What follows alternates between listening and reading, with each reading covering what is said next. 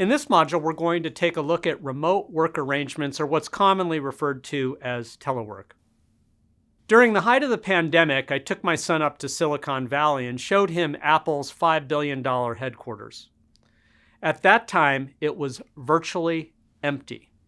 Yet, Apple continued designing and producing iPhones, computers, and iPads, and all these devices continued to work with regular updates. In fact, changing over to a new iPhone used to be a major headache, taking hours, if not days, to finish. Yet, during the pandemic, while programmers, marketeers, and program managers were all working remotely, Apple finally fixed this problem. If you upgrade an iPhone today, it's an easy 15-minute process. This is due in large part to the pandemic, since people couldn't rely on in-person tech support when upgrading their phones. So while the donut was empty, the customer experience improved. How did they do it? By maximizing the benefits and minimizing the pitfalls of telework. The goals of this session are to survey the evidence base on the effectiveness of working remotely or telework. We've been doing this kind of work for a long time, but the pandemic cranked up the volume all the way. In looking at the evidence base, we'll be reviewing some of the benefits and pitfalls of telework. We've all been through the pandemic, and most of us had to deal with the transition to remote work in one way or another. Now, as organizations are struggling with a new normal where many workers are wanting some form of telework accommodation, management at some firms are adapting, others are pushing back hard, and many are somewhere in between both extremes. As such, this issue is really most relevant for the sustained phase. A friend of mine is a founding CEO of a very large real estate investment fund headquartered here in Irvine. They employ over a couple hundred analysts, mostly focused on accounting and finance. Most of their employee base was commuting to Irvine from the Chino Hills area. When the pandemic hit, due to close contacts they had with the healthcare industry, they had early insight into where things were going.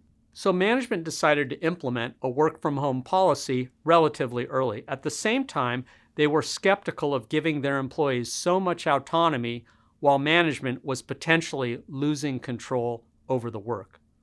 So they were expecting productivity to decline. Nonetheless, they moved forward because they felt it was in their employees' best interests to telecommute. What happened? Within the first 6 to 12 months, employee satisfaction improved along with work-life balance as the difficult commute from Chino Hills to Irvine was eliminated for much of their workforce. Productivity improved based on a key benchmark, year-end close to meet tax year deadlines.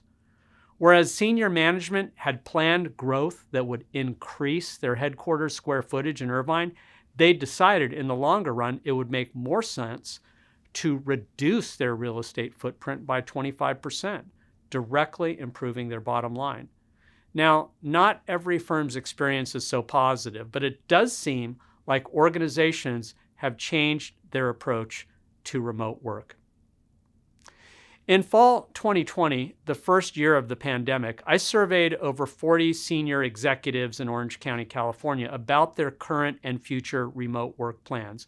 Over 40% of the sample was in financial services, with the rest evenly distributed across a variety of industries.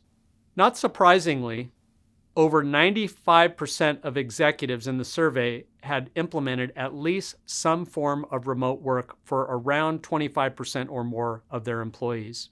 At the same time, almost 90% believed that some form of remote work would remain after the pandemic had passed.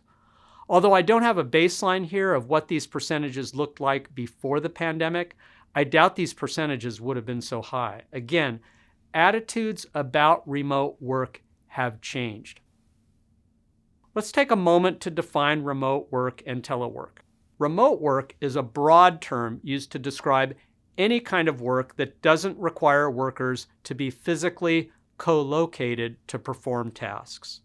Sometimes this is also referred to as distributed work, since workers may be distributed across various locations while coordinating and performing integrated tasks. Telework is a subset of the broader construct of remote work that refers to the replacement of a physical commute with the application of telecommunications and computer technology.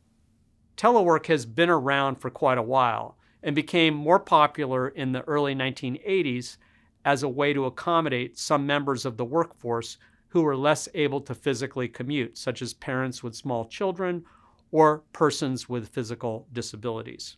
For many organizations, telework became standard operating practice during the pandemic.